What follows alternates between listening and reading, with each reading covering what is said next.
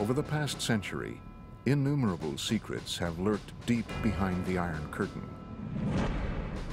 Case in point, a 50-year string of mysterious incidents that many say include UFO crashes, dogfights, and underground reverse engineering at the most top secret of all former Soviet military bases, Kapustin Yar.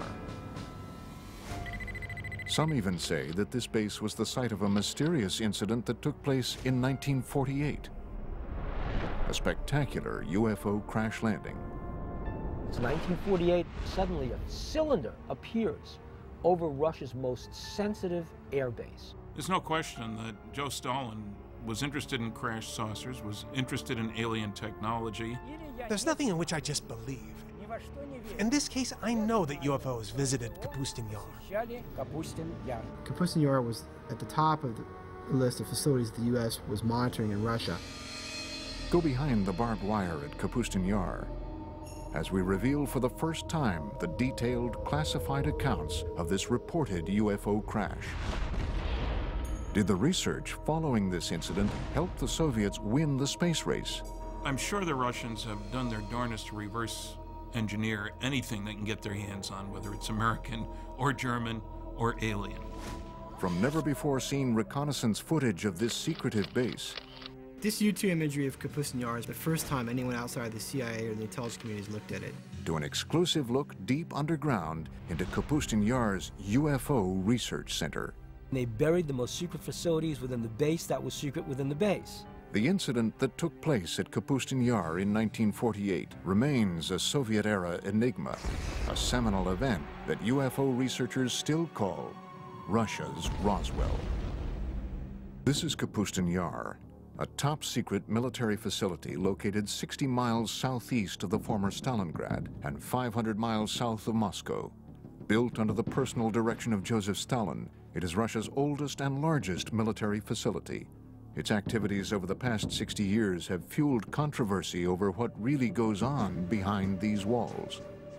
Kapustin Yar, or Vladimirovka, as initially it was called. It was, and it still is, it's the first Russian space range. I'm Vladimir Semenov, and I was with KGB for 26 years. Kapustin Yar, everything was top secret. It was nothing there not secret. I am Sergei Khrushchev's son and former Prime Minister of Soviet Union, Nikita Khrushchev. Less than a year after the Roswell crash made headlines around the world, many believe that this Russian base may have experienced a landmark UFO encounter and crash of its own. June 19, 1948, early evening. According to reports, Kapustin Yar's air traffic controller sees a strange object appear on his radar screen. At the exact same moment, a MiG pilot about 10 kilometers downrange from the base sees a large, silver, cigar-shaped UFO directly in front of him. He radios back to the base that he's being blinded by a bright light. A Russian pilot encountered a UFO in 1948 and tried to attack it with extremely unfortunate results for both. The pilot was blinded by rays of light emanating from the UFO.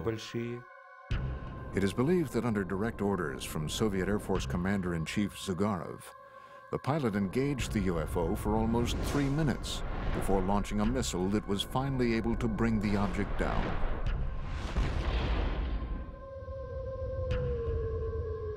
But unlike Roswell, this crash never made the papers. It's 1948, it's a secret airbase. Suddenly a cylinder appears over Russia's most sensitive airbase. They scramble the MiGs. It's a dogfight. Russian pilots are good. And imagine this plane getting right on top of that craft. The MiGs fire their rockets as the directed particle beam weapon explodes the MiG, and they both go down. Reports suggest that the blinded pilot, in his final attempt to regain control of his MiG, was hit by the object's weapons and perished along with his airplane. What did the aliens use? What were they firing? What they were probably using was a particle beam weapon. We know what the MiG used. It was the things that the Russians were using at the time. It was firing its guns, it was firing its rockets, and it was firing some very early version of a missile. Somehow, that MiG was able to break up the anti-gravity envelope that surrounded the craft. the cigar-shaped object couldn't stay aloft anymore and crashed. And the Russian retrieval teams, overjoyed that they have their first spacecraft, jump on this thing, and they take it underground to Zitkar, and the Russian secret UFO program begins. I'm Bill Burns, publisher of UFO magazine. Let's face it, everybody wants to get his hand on a flying saucer. It's a wonderful weapons delivery and defense system. I'm Stanton Friedman. I'm a nuclear physicist, lecturer, ufologist. This 1948 crash is one of many strange events that has turned Kapustin Yar into an even more mystifying version of America's Roswell and Area 51.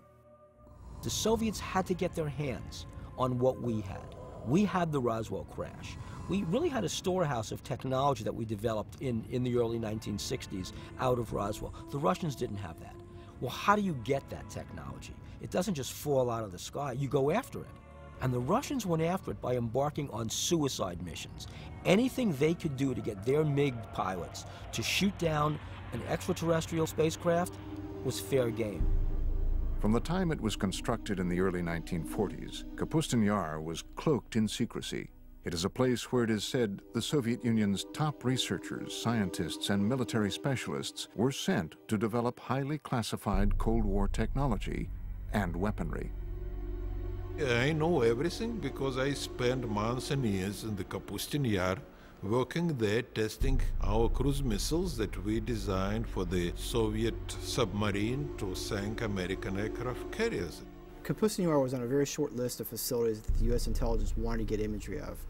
There basically there's three things going on there. They're testing surface-to-air missiles, they're testing surface-to-surface ballistic missiles, and they're also testing air-launched missiles, cruise missiles.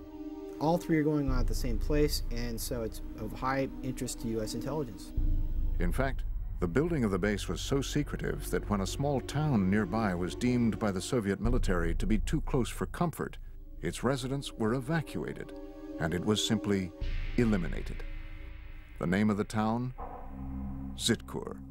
Zitkar is a small town just a few miles downrange of the Kapustin Yar test complex, and basically probably what happened was the Russians decided that due to people seeing what was being tested, it would be better to just close that town off.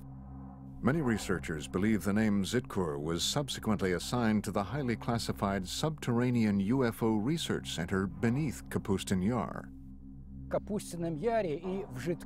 There is an idea that in Zitkar and Kapustin Yar there is a storage point for crashed UFOs and corpses of the visitors and members of their crew. Zitkar is analogous to what Area 51 is to Nellis Air Force Base and Groom Lake in Nevada. Different countries have various places where they take their UFO technology. And what they do with it is they try to break it down. They see what it is and how can we reverse engineer this. But long before the 1948 crash, the area around Kapustin Yar and the skies over Russia have been home to many other well-documented and eerie encounters with UFOs. Some date back to a time before what we know as Russia even existed. Russia is a huge land. UFOs have been sighted over its territories for, I would say, thousands of years. I am Paul Stonehill, co-author of UFO USSR. One, which is quite famous, was sighted back about 950 AC by an international traveler of the time, Ibn Fadlan. He and his co-travelers were able to see strange sightings in the sky that scared them immensely. But the local people would laugh at them and say, we see it quite often. Aerial battles, beings fighting each other, strange aircraft, something that's similar to a Star Wars battle scene from a modern movie. Amazing stuff. Legend has it that the spectacular aerial battles that played out in the skies gave the Arab warriors strength and courage to defeat their enemies during the next day's fight. In the 17th century, Russia experienced a rash of UFO sightings. These objects were described by many who witnessed them as comet-shaped balls of fire. The most famous one would be the Rob Ozero incident, when a very unusual, huge fiery disc arrived in the area of a northern Russian lake. one eyewitness submitted the following account. On this, the 15th day of August in the year 1663, a great crash sounded out from the heavens. Around the stroke of midday, there descended upon Roswell a great ball of fire from the clearest of skies. In front of the fire, there were two fiery beams. It went from south to the west and was about 500 meters away when it vanished. But once again it returned, staying over Roswell for 1 hour and a half, filling all those who saw it with a great dread. This documented account goes on to detail fishermen scalded by the burning lake, along with glowing fish that flung themselves onto the ground to escape the looming fireball. Stories, like what they saw over Roswell, were common in pre-revolutionary Russia and outside of Russia in Europe. When we speak specifically of sightings on the territory of the Soviet Union, percentages are very high, more than 50%, that these UFO sightings would be some sort of fiery, sphere-shaped UFO. Another extraordinary sighting took place over Moscow in 1892. An eyewitness report was later published in the March 17, 1892 edition of the Russian newspaper Svet. The pillar of light was pointed straight down to the earth, forming a cone-shaped bundle of rays in the color of ordinary flames. The brightness was considerable and can sometimes be compared to the brightness of an electrical street lamp. The point from which the rays originated didn't move during the whole time, and the rays were visible for 20 to 25 minutes. While enormous fireballs have been sighted over Russia for centuries, there have been none bigger or more devastating than the event that leveled the Siberian forest of Tunguska in 1908. And of course it was one of the theories which have to appear that it was not a comet, it was not meteorite, that in reality it was a spacecraft.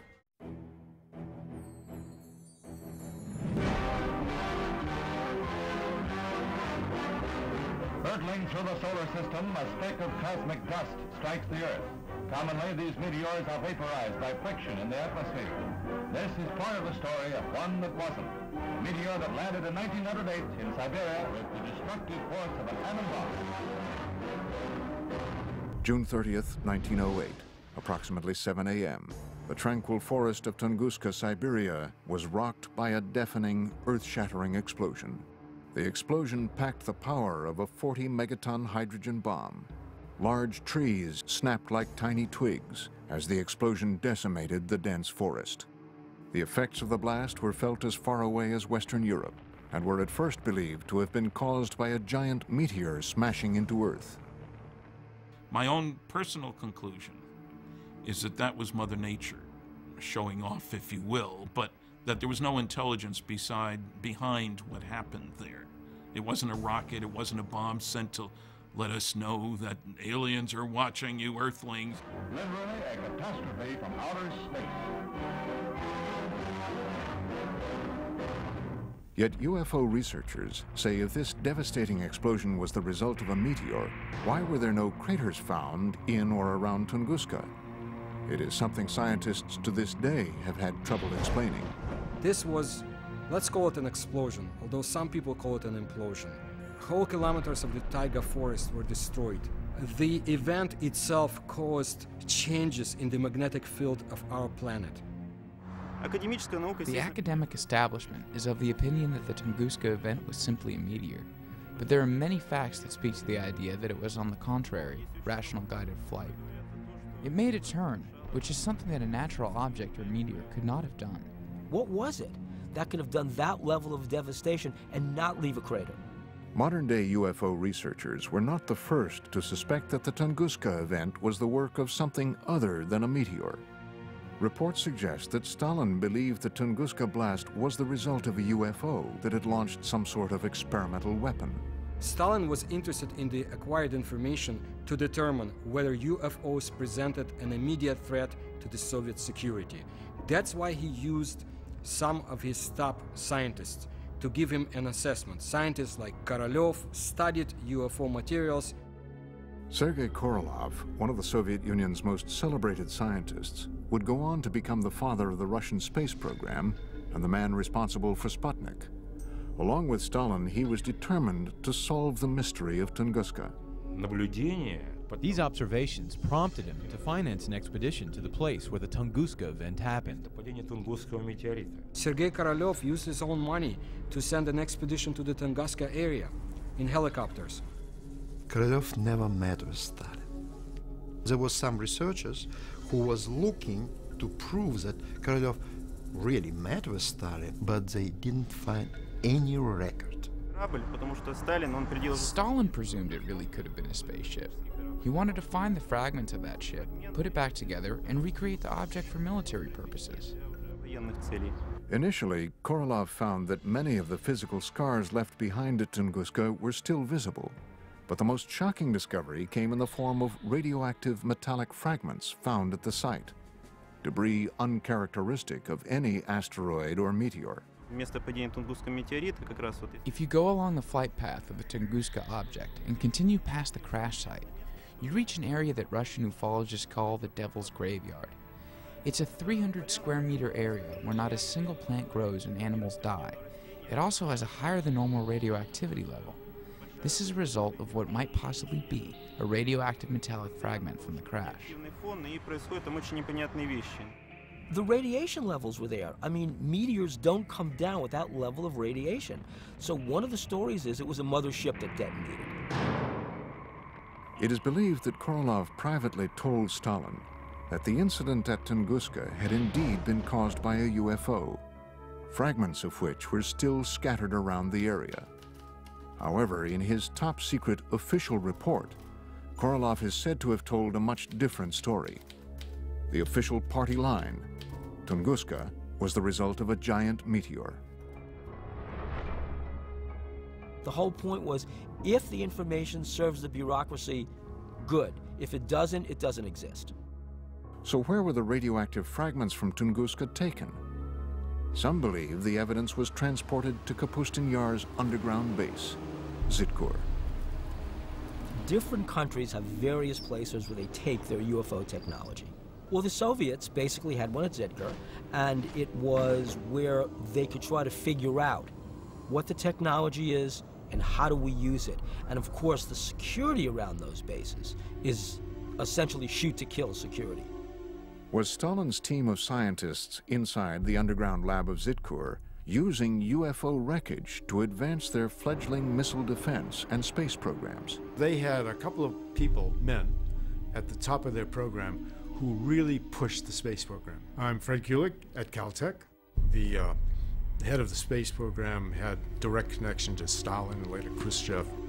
In their quest to acquire UFO technology to beat the Americans in the space race, it has been reported that top Soviet military officials ordered MiG pilots to shoot down UFOs as far back as World War II, a time just before the Russian Roswell crash of 1948. So that gives you a two-pronged concern about UFOs. One, you want the new technology to top the other guy's flying technology. And two, we need to be on the alert for new stuff from them. So either way, you want your guys to shoot them down. As the word spread that UFO wreckage from Tunguska and the 1948 incident were being studied at Zitkur, Russia's Cold War enemies were becoming more and more intrigued by what might be going on above and below the top-secret military base. The CIA had agents in the Soviet Union back in 1950s who had reported on UFOs, and the CIA was very much interested in what was happening in the Soviet Union. In the early stages of the Cold War, the Soviet military test site of Kapustin Yar became a hotbed of secret activity. Activity that involved advanced weapon, missile, and rocket tests. So after World War II and the development of the atomic bomb, they were not able to build small atomic weapons. So they had to build big rockets to carry them. Unlike the US, we still had fairly sizable rockets, but we could miniaturize things to a certain extent, much better than they could. So from the very beginning, they envisioned large rockets, and that really gave them a start on the space program as well. The Russians had one of the scariest pieces of paper I've seen at one of the 20 archives I've been to, said that the Russians have made more progress in the past 18 months in the development of nuclear weapons and methods for delivering them than had been anticipated for 5 years. That was in 1951. By the early 1950s, rumors of UFO activity and experiments at Kapustin Yar had indeed leaked beyond Soviet borders. Alarming news that some say may have prompted the U.S. to find out once and for all if the Soviets had gotten their hands on UFO technology. Kapustin Yar and Zikr were at the top of our military watch in the same way that Area 51 and Wright-Patterson Air Force Base and Los Alamos were at the top of their military watch. Tim Brown is a senior analyst at globalsecurity.org. His specialty? Interpretation of top-secret satellite and spy imagery for both private and governmental agencies. Kapustin Yar was in the top 10% of facilities that the U.S. intelligence was monitoring in Russia, and that's evidenced by just the sheer volume of declassified documents that are available that show that there was a consistent, ongoing interest in what was going on at that facility. Not long after the United States had developed its most sophisticated spying machine to date, the U-2 spy plane, the first mission was to, where else? Kapustin Yar. This is probably the first time anyone outside of the CIA or the intelligence community has looked at this, the U-2 imagery of Kapustin Yar. These never-before-seen U-2 reconnaissance photos provide a detailed look into this covert military base. Looking at all the imagery that we put together for this project, one of the things you notice is different activity at the different test sites at different times. The Russians not only tested missiles here, they also trained their missile troops there. So there's missile drills and there's test preparations and test launches going on at this facility all the time. According to a December 1st, 1960 joint Army, Navy, and CIA intelligence brief, Kapustin Yar is a 1,400 square mile military test complex described as a place of intense interest to the intelligence community. It contained at the time at least 4 ballistic launch complexes, 14 launch pads, a precision tracking radar facility, 3 3,500-foot runways, and numerous strange and unidentified areas. But what U-2 reconnaissance couldn't reveal can now be seen for the very first time in this exclusive underground tour of what could be the nerve center of all Soviet UFO activity, Zitkur. Based on reports and drawings from Russian UFO expert Anton Anfilov, seen in the West for the first time, this rendering is what might possibly be the first glimpse ever of this secret cryptic facility a quarter-mile below Kapustin Yar.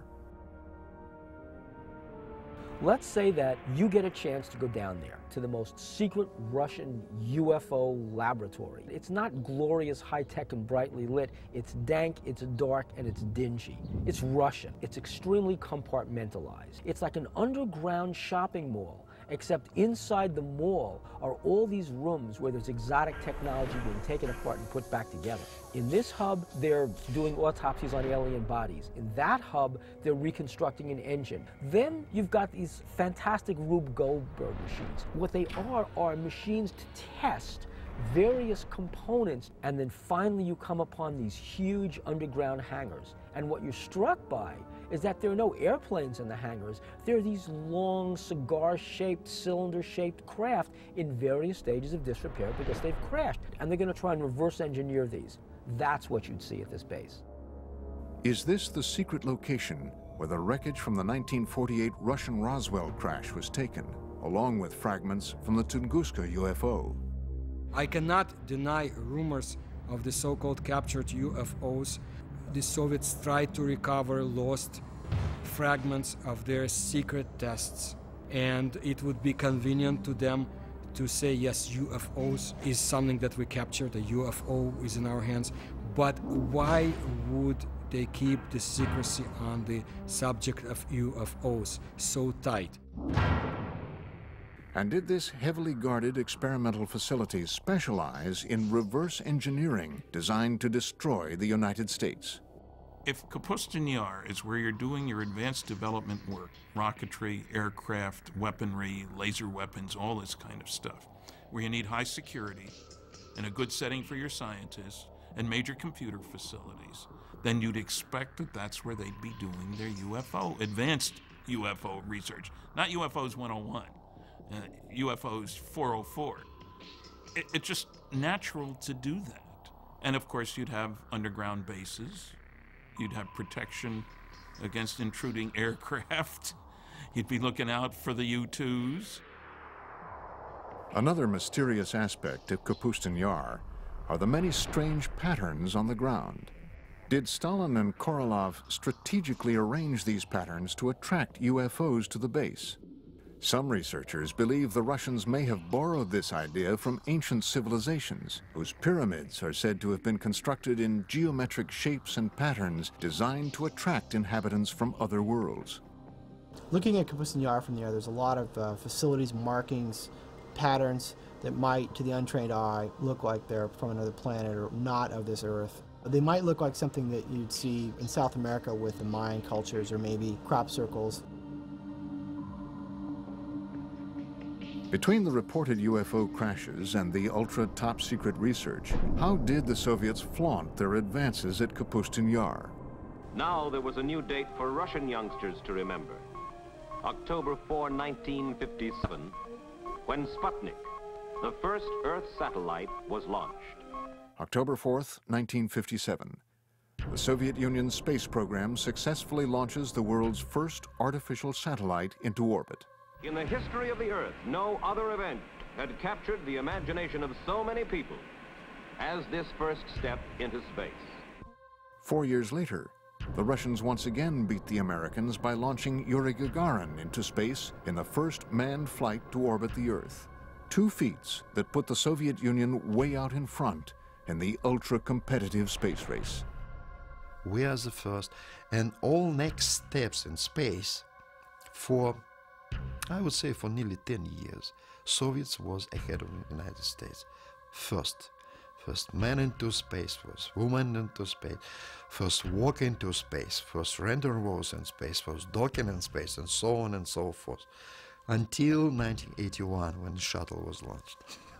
I'm sure the Russians have done their darnest to reverse engineer anything they can get their hands on, whether it's American or German or alien.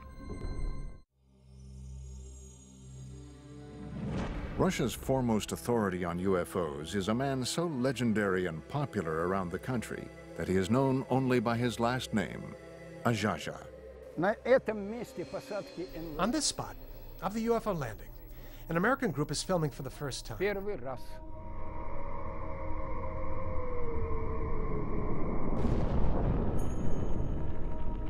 He was very popular at the peak of the UFO activity in the Soviet Union. It was late 60s, 70s. At that time it was not permitted, but not restricted to talk about this. Azhaja invited the History Channel on an exclusive tour of a reported UFO crash site not too far from the site of the Russian Roswell crash of 1948. For that, I have to stand there, on that particular corner. Using 2 copper rods, Azhaja begins the tour by testing the ambient energy that the crash site still emits today.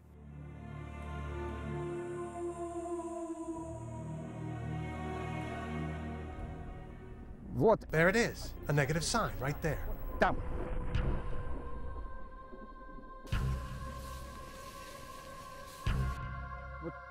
Down there, that way. So here, in this spot, occurred the crash landing of a flying saucer. First, I'm going to go directly across.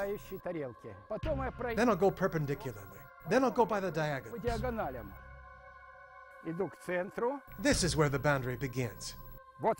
All right, I'm going towards the center. In the center, we see a lot of plant growth and compact. And what's most important is that here, it shows a positive signal. Now we are going towards the border. Now they're showing neutral. And here, here's the other part of the border. Right from here to over there. Now I'm going away from the center, toward the other side. Azhaja is walking the 100-foot by 20-foot outline of a cigar-shaped UFO that reportedly crash-landed here in 1961. Again, now we're going back. It shows a powerfully strong signal. See how it's turning? It's powerfully positive. We're going back. Negative. There it is, see? Here's where the border is. We got 1 point over there, another point over there. 3 point and 4 point.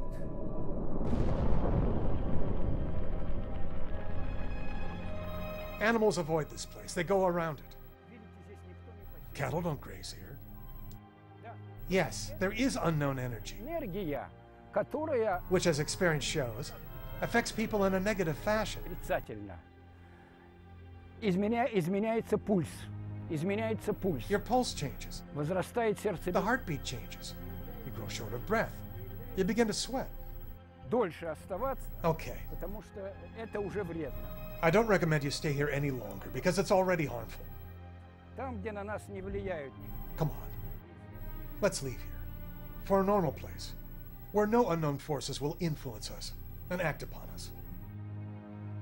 Ajaja's account of this UFO crash was supported by a resident of adjacent Shodnya village, who upon seeing Ajaja, told her account of seeing the crash out of her window, which overlooks the site from less than 200 yards away. Well, it was 4 or 5 in the evening. It was later in the day.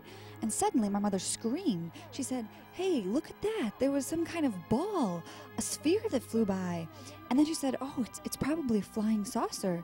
And it was a big, fiery red sphere that flew by. The sphere went over there, past the train tracks, and went down into the valley of the river Skunya, right down and over the river. Experts like Ajaja believe that UFO events like this crash, as well as the 1948 Russian Roswell crash, caused a Pandora's box to open over Kapustin Yar, leading to what some have called a war in the skies over Russia. Pilots would often receive orders from the ground to defend their airspace and shoot down UFOs. Other times, the UFOs would go on terrifying attacks.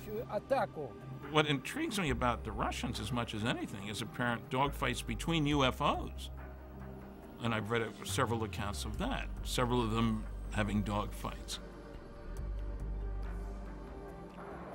Perhaps the most compelling evidence of encounters between Soviet MiGs and UFOs over Kapustin Yar comes firsthand from the most celebrated of all Soviet test pilots, Marina Popovich.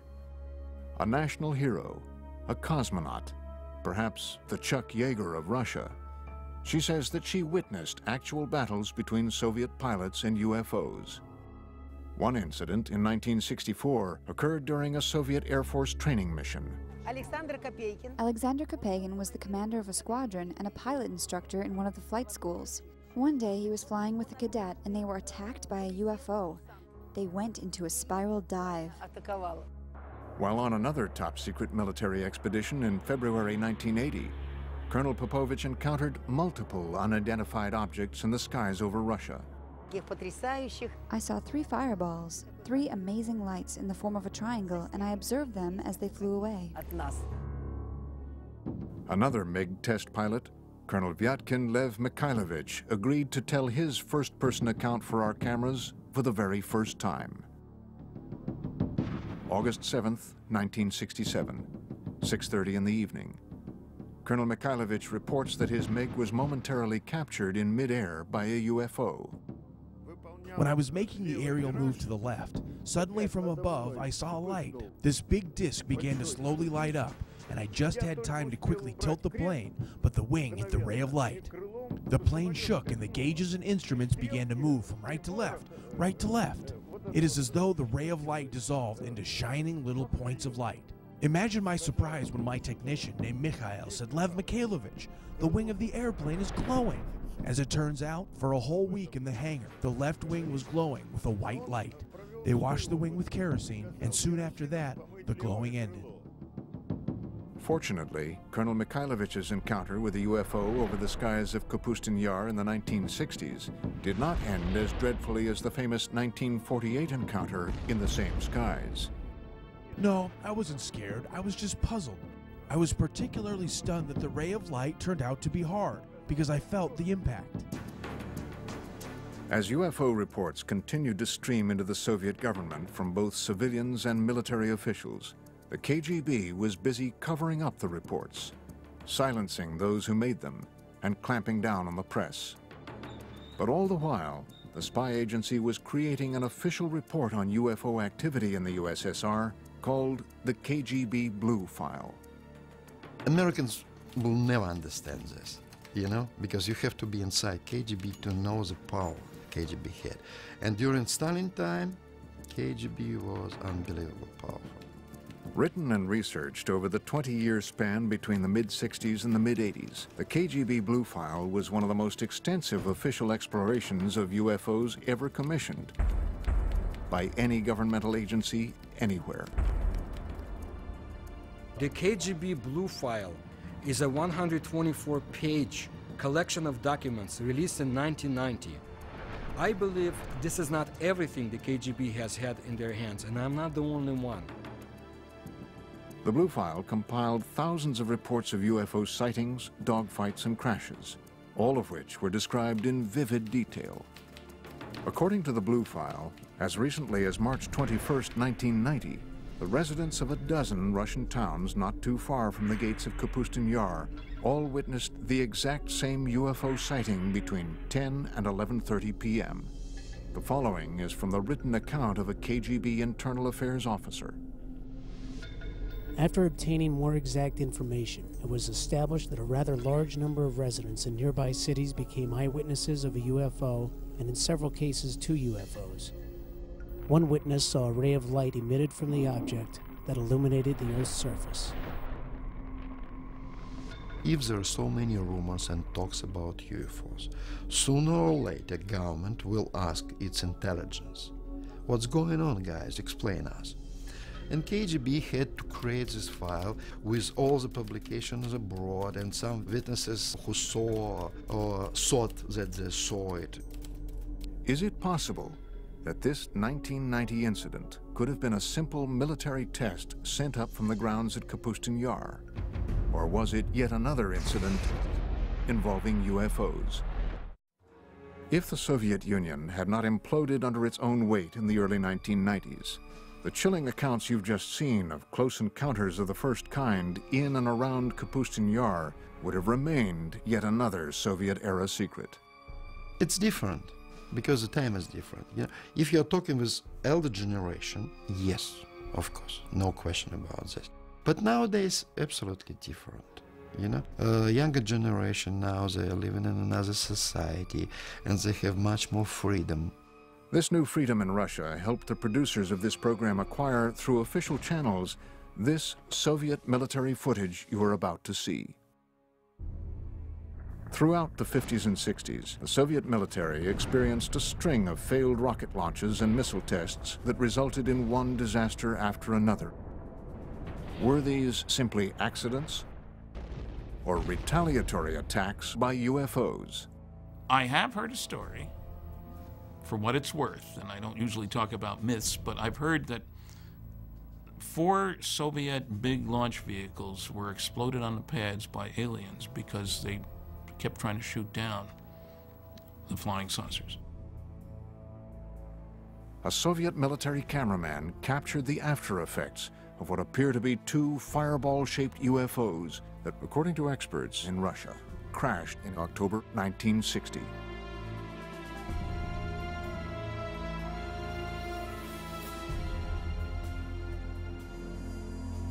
Three Red Army firemen are seen running from this massive fireball, which, according to reports, continued to expand, causing other massive explosions in the area for over an hour.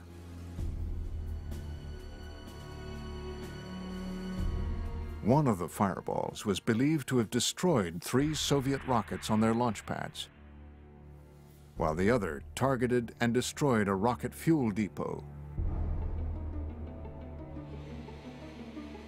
According to experts, the charred remains of the 2 reported UFOs seen here were quickly sent across Russia to Zitkur. Try and imagine Earth as an undeveloped colony. And just like the United States and the Soviet Union fought wars over other areas, political wars over other areas, imagine the aliens want our resources. And they're fighting over Earth the same way the US and the Soviet Union had conflicts over other areas after World War II. How could all of these shocking events have been held back from the public for so many years? The Stalin's time and early post-Stalin times, everything was restricted. So he was not allowed to talk about this. In Stalin time, they will simply send you to the prison. Could all of these UFO accounts and the trail of freshly unearthed evidence of UFOs be attributed to logical explanation? Or is it possible that strange things really do happen in Russia? A reporter for one of America's largest newspapers says yes. In May 2005, reports reached the Moscow bureau of the Los Angeles Times that a lake about 3 hours away from Moscow had simply vanished. We went up there because we heard that it had just disappeared, and I said, you know, I'm not going after this story. A lake does not just disappear. Kim Murphy visited the site a few days later. Her account was published on the front page of the newspaper on May 27, 2005. We got up there and just found this huge hole in the ground. The only eyewitness, as far as we know, who actually saw what happened, described going down to the lake where he says there's this swirling of water that looks like water going down a toilet bowl, just, you know, in a raging circle, just tumultuous. And it's going and it's going and it's going, and pretty soon it's gone. From disappearing lakes to fireballs seen in the sky to reported attacks by cigar-shaped UFOs, Russia continues to be a land of incredible mystery. And as top-secret work continues to this day at Kapustin Yar and Zitkur, the base remains a potent lightning rod for UFO activity. According to one researcher, Kapustin Yar was the site of a crash in 1989, and even more recently, the debris of a 1997 crash in Poland was taken to Kapustin Yar for analysis. Recent political moves by Russian President Vladimir Putin have caused some in the West to accuse his government of closing the Iron Curtain once again on today's vibrant Russia. On a day-to-day basis, people are convinced and worried that Putin's Russia is a much more authoritarian Russia than was Yeltsin's Russia. I do know that UFO information is not available from Russia as easily as it had been before. You lose the ability to control secrets in an open society. Putin came out of the KGB.